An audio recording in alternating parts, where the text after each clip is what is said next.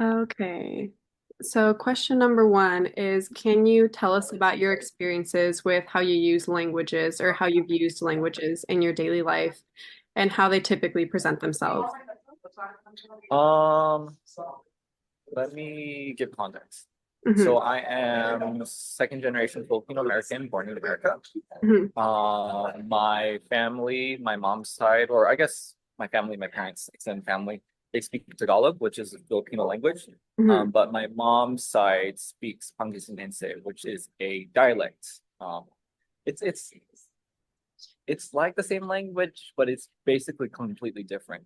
Hmm. It would almost be like New York English and like Californian English, but it's almost intelligible to each other. That Hmm. makes sense. Interesting. But yeah, but for me, I can understand, but I can't speak it. Hmm. Um, and I think growing up, I heard it a lot in the household, a lot at family parties. My grandma would watch like Filipino TV. Hmm. So I kind of that's how I learned how to understand. Hmm. Is I would watch it with her, and there weren't subtitles before, so I kind of had to figure out the gist. And I've been to the Philippines before, so I can understand. I wouldn't say fluently, but I can understand the gist. Hmm. Like I'm not able to like one for word tell you like, oh, this word means this, but like if you kind of like, oh, like this is the idea of what they're saying. Yeah. Um, and I think as of recently, I've been more in touch or more in tune. I think if I were to kind of summarize my whole statement, and this might be useful for you, is my relationship with my mother tongue is one of grief. That's the best Mm. way I can describe or explain it.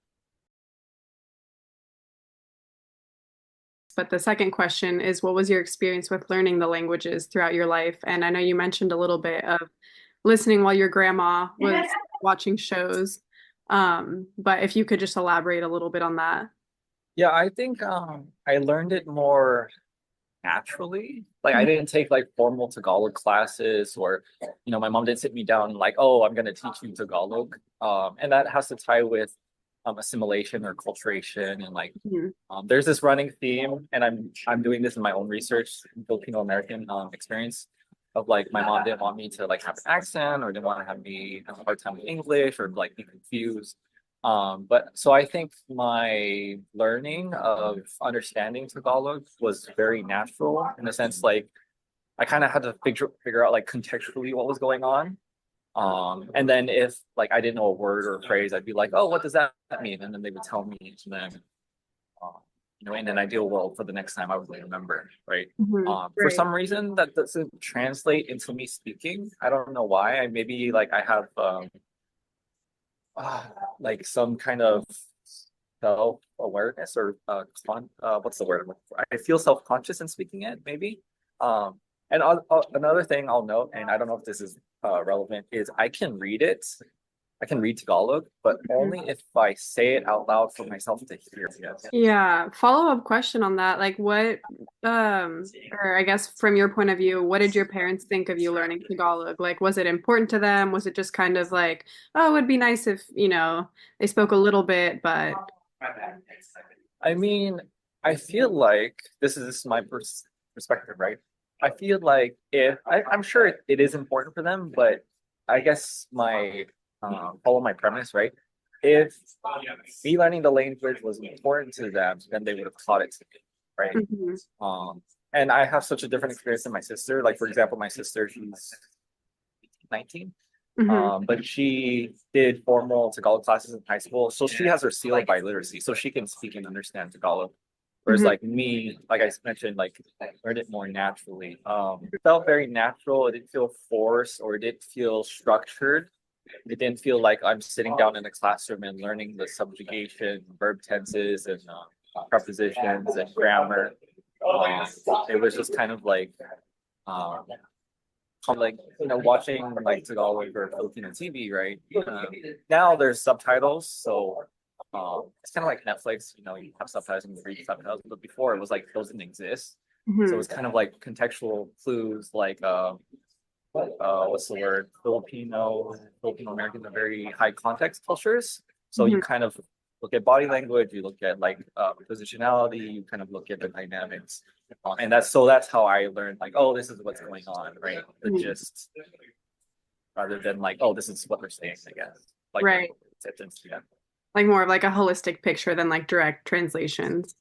Yeah, and sometimes I might be right, sometimes I might be wrong, but then that's when again when I ask like people around me, like, oh, what's going on, or what are they saying, or is this what they're saying, or like, oh no, this is what it's like yeah, clarify. Yeah. And do you remember growing up when you were kind of learning this like in this organic way?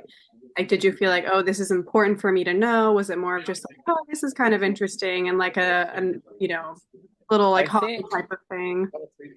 Yeah, I think looking back retrospectively in that moment, it was more so the latter in the sense it was just kind of like there. Mhm. And then I feel like now growing up, and I'll contextualize it why I feel this way. It feels more important to me now. And the reason why is because, so for the research class, I did my research on Filipino American mental professionals working with Filipino clients. And right now for my autoethnography, I'm doing it on the Filipino American experience. Mhm. So it gives me, I don't know, I feel like I was joining the program, I was very intentional, very conscious about let me intentionally reintegrate, incorporate my Filipino American culture, identity, and my relationship or lack thereof relationship with Tagalog, my language. Um, and so like I look back now and it's like, it's useful because I can read like Tagalog articles or articles in Tagalog about the Filipino American experience, and I can use that to kind of Mhm. not further the knowledge, but like add to that body of knowledge, I guess. Right. Yeah. Yeah. Like it gives you access to more of that. Yeah, it's like this and like I said earlier, relationship, grief, right? It's because there's this body of knowledge that's just waiting there for you to like access to, right? And it's also um like ancestry, like ancestral, like I'm always thinking ancestral, I'm always thinking indigenous, I'm always thinking intergenerational. Mhm. So it's almost like I don't have access to my ancestry because of that relationship with my mother tongue. You answered some of the third question already, but I'll restate it because I think there might be a little bit more there. But in your life, what kind of relationship has been developed with English and with Tagalog? And what relationship do you think that they have with each other? With English and Tagalog, English, well, I'm privileged to be born and raised in America, right? More specifically in California, more specifically in San Diego, California. That English is my first language, and English is, from my understanding, for second language, English is a harder language to learn. So I have access to, I don't know, I feel like I'm hearing Marcella talk in my head. Like I have access to westernized, Americanized higher education that has been and is privileged. And then with Tagalog or Filipino, it gives me access to my past, my ancestry, my family, my community, my motherland, the Philippines. And then there's this blending or this integration of, like, for example, like I was mentioning earlier, I'm always listening for Eastern Asian indigenous roots of like, here's the American quote unquote value of individualism. And then there's this idea in Filipino psychology of Kapwa, which is like collectivism, but it's like this oneness. It's Hmm. like you and I and me. And so I think the privilege of being both Filipino and American and like Tagalog and English is I can kind of blend and merge and uh, integrate, encapsulate both essences together.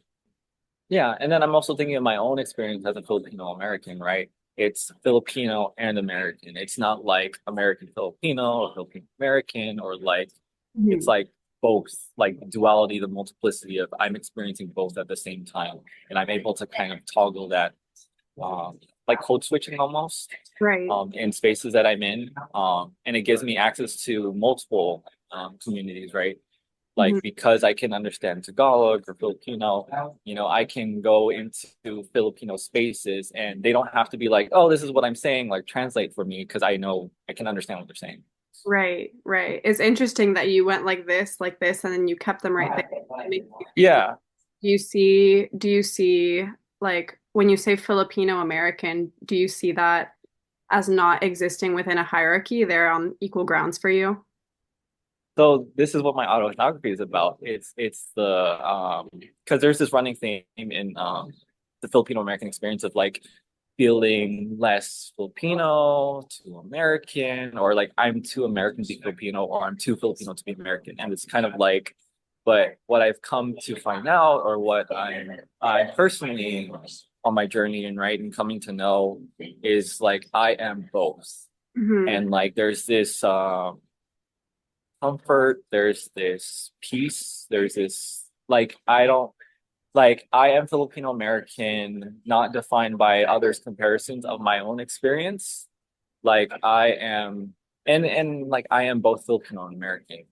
Like I have access to both cultures and both communities, and one is not being privileged over the other. One is not greater than the other. That's Hmm. kind of why I leveled it out at the end, Yeah. because there's and Philippines, just to give like a little historical piece to it, like Philippines, colonialism, colonial mentality by the Spanish, by America.